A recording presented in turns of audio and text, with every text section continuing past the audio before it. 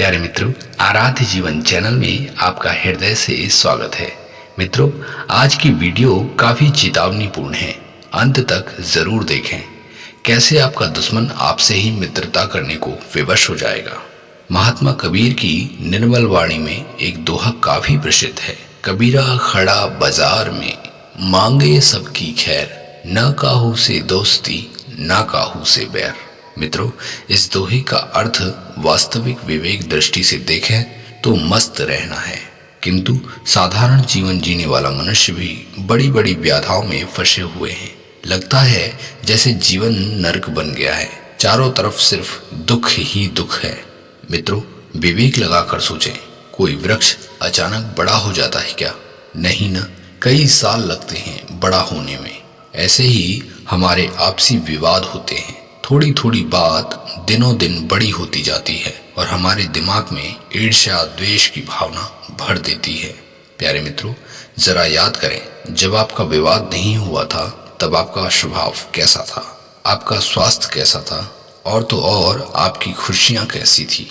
आज आपके विवाद को भले ही कितना समय हुआ हो, आपका स्वभाव ईर्ष्यालु, स्वास्थ्य ठीक नहीं है और प्रसन्नता तो जीवन से ऐसे चला गया है जैसे अब दोबारा नहीं आएगा। प्यारे मित्रों, क्या यही जीवन की प्राप्ति है? आपने क्या पाया? ईर्ष्या, भेद, दुख, क्या यही पाने के लिए हम पैदा हुए हैं? मित्रों, जीवन एक व्यापार है और इस व्यापार में हमारा विवेक ही मैनेजर है तथा मन रूपी इंद्री इसके कर्मचारी हैं। अब आप ही देखिए कि आपके जीवन रूपी व्यापार में मैनेजर है या कर्मचारी ही मैनेजर बन गए हैं। अर्थात कहने का तात्पर्य है, जिसकी बुद्धि क्षण में निर्णय लेती है वो निर्णय संभवतः सही नहीं होती। सही निर्णय तो विवेक से लिया जाता है। आपके जीवन में दुख है तो इसका मूल कारण है आपके पास विवेक रूपी मैनेजर नहीं है। मित्रों, विवाद चाहे किसी भी पक्ष से शुरू हुआ हो, इसे समाप्त कोई भी कर सकता है। जिस व्यक्ति को जीवन में भजन नहीं करना, उसे सिर्फ विवाद ही अच्छा लगता है, और जो सत्संग के प्रेमी होते हैं उन्हें विवाद विष के समान लगता है। देखने वाली बात यह है कि आपके पास विवाद करने के लिए समय है या नहीं। यदि नहीं है तो विवाद को समाप्त करें और अपने मन को हल्का करें।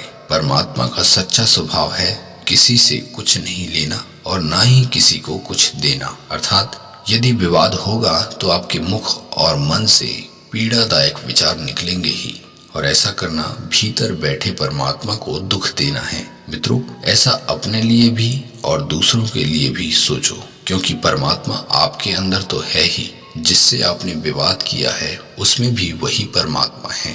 इसलिए आप विवेक पूर्वक विवाद को खत्म करें। एक आनंद की घड़ी आपका इंतजार कर रही है और वो समय आपकी विवाद खत्म करते ही शुरू हो जाएगा। अन्यथा मित्रों, विवाद से सबसे बड़ा नुकसान समय का होता है। जानते हो ये कैसे? विवाद शुरू करने का समय, फिर विवाद के बाद विवाद के बारे में सोचने का समय, और फिर काफी समय बाद विवाद से ग्लानि होने का समय, फिर विवाद समाप्त करने का समय, तथा थोड़े दिन तक इसके बारे में सोचने का समय। ये अमूल्य समय आप बेकार कर देते हैं। क्या आपने सोचा है, यदि विवाद को मीठी वाणी बोलकर तुरंत ही समाप्त कर देते तो इतना समय नष्ट न होता।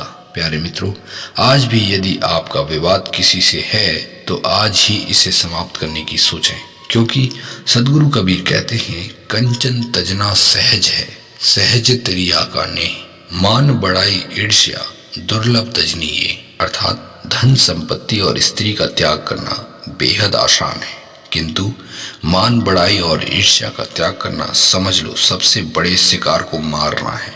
अतः अपने मन से बैर मिटा दो। हे प्यारे मित्र, मेरे यार, मेरे दोस्त, मेरे जिगरी, अपने परमात्मा के साथ धोखा मत करो। बैर करना आत्मा का निर्णय नहीं है, ये तो हमारे नौकर मन का निर्णय है, और परमात्मा के होते हुए नौकर की सुनोगे तो आप जीवन से हारे हुए हो। हे मेरे प्यारे मित्रों, जिंदगी में जीतना है, हारना नहीं, क्योंकि हार तो मृत्यु के बाद होती है, और जो विवेक नहीं लगा सकते उनको जिंदा नहीं माना जा सकता। प्यारे प्रभु प्रेमियों, आज की इस वीडियो का मुख्य अर्थ है भजन करना, और भजन के बीच में कोई आए तो उसे विवेकपूर्ण हटा दो। एक कहावत आपने सुनी होगी कि सांप भी मर जाए और लाठी भी न टूटे, तो ऐसा तो सिर्फ वाणी से ही संभव है। मित्रों, अपने वाणी में माता सरस्वती को बैठाकर अर्थात प्रेम की वाणी बोलकर शत्रुता को मिटाएं, तभी परमात्मा का प्रसाद मिलेगा, अर्थात आनंद की वर्षा आपके जीवन में होगी। मित्रों, वीडियो भले ही लंबा हो गया हो, माफ करें, किंतु जीवन को अमृतमय बनाने का राज मिल गया। प्यारे मित्रों, आपको ये अमृतवाणी कैसी लगी, कृपया कमेंट जरूर करें। वीडियो को लाइक करना न भूलें और ऐसे ही अमृत धारा के लिए अपने आराध्य जीवन चैनल से जुड़े रहें। सदगुरु के अगले प्रेरणादायक ज्ञान में फिर मिलते हैं। तब तक के लिए स्वस्थ रहें, मस्त रहें और हमेशा प्रभु का भजन करते रहें। मित्रों, इसी के साथ हमें आज्ञा दें। नमस्कार, धन्यवाद, जय हिंद, वंदे मातरम।